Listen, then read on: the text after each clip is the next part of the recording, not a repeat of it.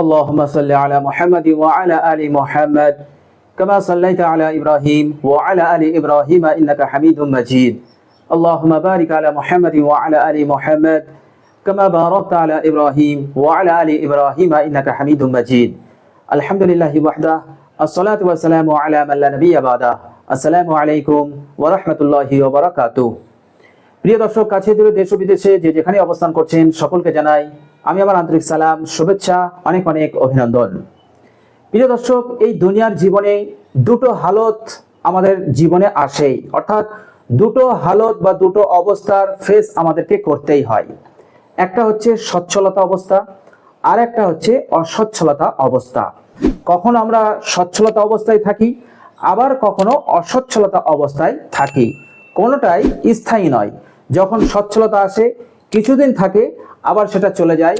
আবার অসচ্ছলতা আসে, আবার সেটা কিছুদিন থাকে, আবার কিছুদিন পর সেটাও চলে যায়। তো আমরা সচ্ছলতা অসচ্ছলতা দুটো হালতকেই আমাদেরকে ফেস করতে হয়।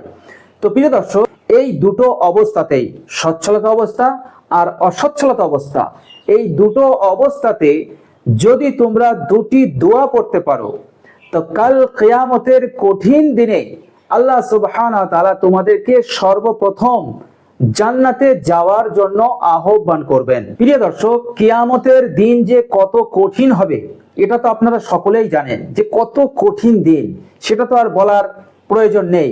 তবু আমি একটু বলি আপনাদেরকে যে কিয়ামতের দিন কতটা কঠিন দিন হবে।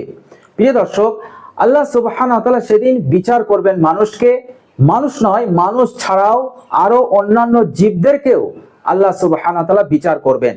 যেমন গরু হোক, ছাগল হোক, ভেড়া হোক, দুম্বা হোক, এছাড়া আরো যত প্রাণী আছে তাদেরও আল্লাহ সুবহানাহু ওয়া তাআলা বিচার করবেন। কেমন ভাবে করবেন? এই দুনিয়ার বুকে যে প্রাণী দুর্বল প্রাণীর উপরে জুলুম করেছিল, আল্লাহ সুবহানাহু ওয়া তাআলা তাদের উভয়কে জিন্দা করবেন। উভয়কে জিন্দা করার পর যে দুর্বল ছিল তাকে সবল করবেন, আর দুনিয়ার বুকে যে সবল ছিল তাকে দুর্বল করে দেবেন। এবং এ যতটা পরিমাণ দুর্বলের উপরে জুলুম করেছিল, আল্লাহ সুবহানাহু ওয়া তাআলা কাল কিয়ামতের দিনে এই দুর্বল জীবকে সবল করে দিয়ে তিনি আদেশ দিবেন যে তুমি তোমার বদলা নিয়ে নাও। তখন ওই প্রাণী আল্লাহ সুবহানাহু ওয়া তাআলার হুকুমে সে যতটা জুলুম করেছিল দুনিয়ার বুকে, ওই সবল প্রাণী আল্লাহ সুবহানাহু ওয়া তাআলার আদেশে এই দুর্বল প্রাণী সে তার জুলুমের প্রতিশোধ নিয়ে নেবে। এইভাবে করে যত প্রাণী জুলুম করেছিল দুর্বলদের ওপর, সকলকে জীবিত করে আল্লাহ সুবহানাহু ওয়া তাআলা তাদেরকে বদলা দিয়ে দেবেন। তাদেরকে বলবেন তোমরা প্রতিশোধ নিয়ে নাও।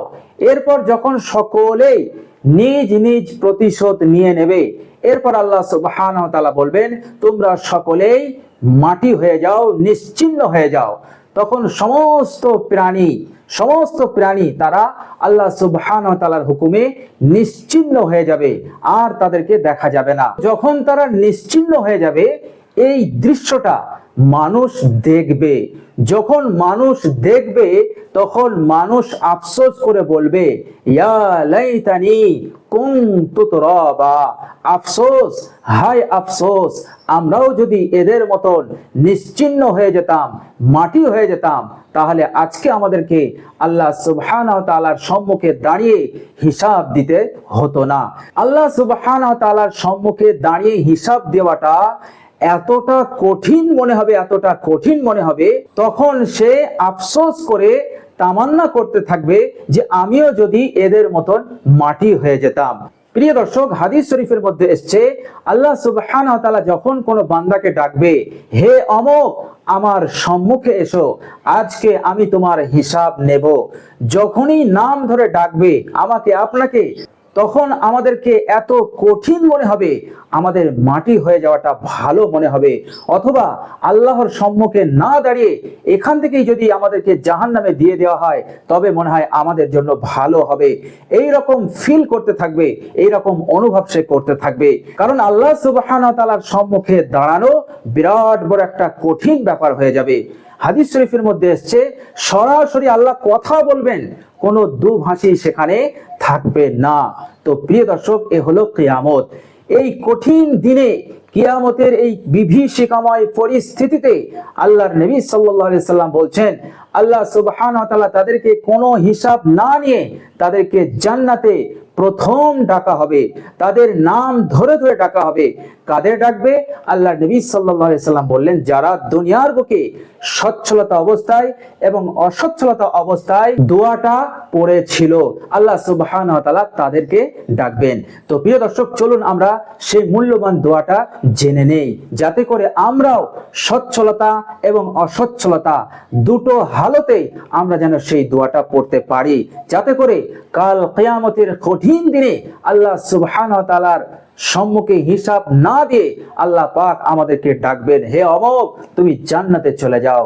প্রথম আমাদেরকে ডাকবেন জান্নাতে যাওয়ার জন্য। ছোট্ট আমল, কিন্তু এর প্রতিদান, এর বৈশিষ্ট্য এবং এর যে ইনাম আল্লাহ সুবহানাহু ওয়া তাআলা এতটা দিয়েছেন, এর যে মর্যাদা আল্লাহ সুবহানাহু ওয়া তাআলা এতটা দিয়েছেন, এটা দ্বারাই বোঝা যায় যে আল্লাহ সুবহানাহু ওয়া তাআলা কত বড় দয়াবান এবং দয়াশীল। এরপরেও যদি এই আমলগুলো আমরা না করি, তাহলে তো আমরা হতভাগা হয়ে গেলাম। আমরা তো হতভাগা হয়ে গেলাম। এত ছোট আমল যদি আমরা করতে না পারি, তাহলে আমরা আল্লাহ সুবহানাহু ওয়া তাআলার এই দয়া হতে, আপনার রহমত হতে আমরা মাহরুম হয়ে যাব, বঞ্চিত হয়ে যাব। তো প্রিয় দর্শক, চলুন আমরা সেই দোয়াটা জেনে নেই। প্রিয় দর্শক, হাদিস শরীফের মধ্যে এসেছে, বিশ্বনবী সাল্লাল্লাহু আলাইহি ওয়াসাল্লাম বলছেন, আউয়ালু মা ইউদআ ইলাল জান্নাহ, আল্লাহ সুবহানাহু ওয়া তাআলা সেই ব্যক্তি বর্গদেরকে সর্বপ্রথম জান্নাতের দিকে আহ্বান করবেন যারা নাকি আল্লাযীনা ইয়াহমিদুনাল্লাহা ফিস সাররাই ওয়াজ যাররাই, যারা সচ্ছলতা এবং অসচ্ছলতা অবস্থাতে, দুটো অবস্থাতে যারা আল্লাহ সুবহানাহু ওয়া তাআলার প্রশংসা করেছিল।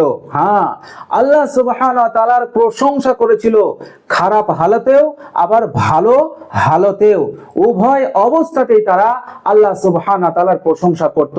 আল্লাহ সুবহানাহু ওয়া তাআলার প্রশংসা করতে তারা ছাড়তো না। প্রিয় দর্শক, এবার হয়তো আপনাদের মনে প্রশ্ন জাগতে পারে যে আমরা আল্লাহর প্রশংসা কিভাবে করব?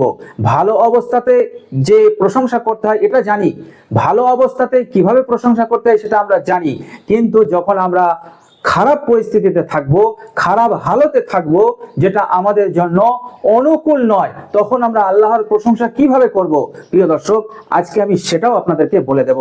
প্রিয় দর্শক, উভয় হালতেই আপনি কিভাবে প্রশংসা করবেন এটা আমি আপনাদেরকে এখনই বলে দিচ্ছি।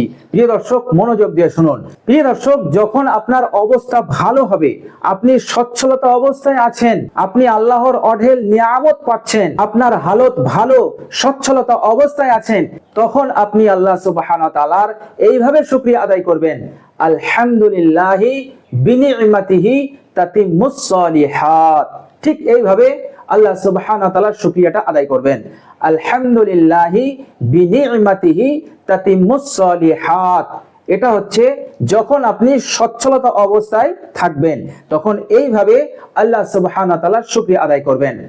প্রিয় দর্শক, যখন আপনার হালত একটু খারাপ হবে, অসচ্ছলতা অবস্থায় থাকবেন, হালতটা ভালো নয়, তখন আপনি আল্লাহ সুবহানাহু ওয়া তাআলার শুকরিয়া এইভাবে আদায় করবেন, আলহামদুলিল্লাহি আলা কুল্লি হাল, আলহামদুলিল্লাহি আলা কুল্লি হাল।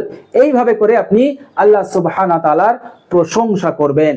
এইভাবে করে যদি আপনি সচ্ছলতা অসচ্ছলতা উভয় অবস্থাতে আল্লাহর তাহমিদ করতে পারেন, আল্লাহর প্রশংসা করতে পারেন, নিশ্চিন্তে থাকুন, মৃত্যুর পর আল্লাহ সুবহানাহু ওয়া তাআলা কাল কিয়ামতের মাঠে জান্নাতে আপনাকে, যাদেরকে আল্লাহ সুবহানাহু ওয়া তাআলা জান্নাতে প্রথম ডাকবেন, তাদের লাইনে আল্লাহ সুবহানাহু ওয়া তাআলা আপনাকে দাঁড় করিয়ে দেবেন।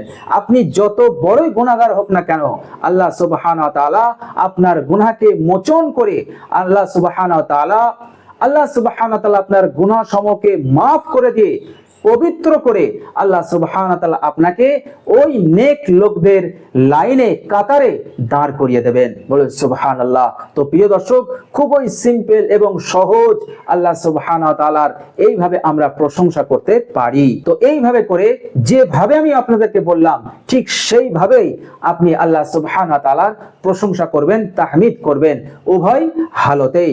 আল্লাহ সুবহানাহু ওয়া তাআলা এই প্রশংসার বরকতেও আপনার ওপরে যে অসচ্ছলতার হালত রয়েছে, খারাপ হালত রয়েছে, ওটা বেশি দিন টিকবে না, বেশি দিন স্থায়ী হবে না। আল্লাহ সুবহানাহু ওয়া তাআলা এই প্রশংসার বরকতে সেই হালতকে দূর করে দিয়ে আবার পুনরায় দ্রুত আল্লাহ সুবহানাহু ওয়া তাআলা আপনাকে সচ্ছলতায় ফিরিয়ে নিয়ে আসবেন। তো প্রিয় দর্শক, অবশ্যই আমরা আল্লাহ সুবহানাহু ওয়া তাআলার এইভাবে প্রশংসা করব ইনশাআল্লাহ।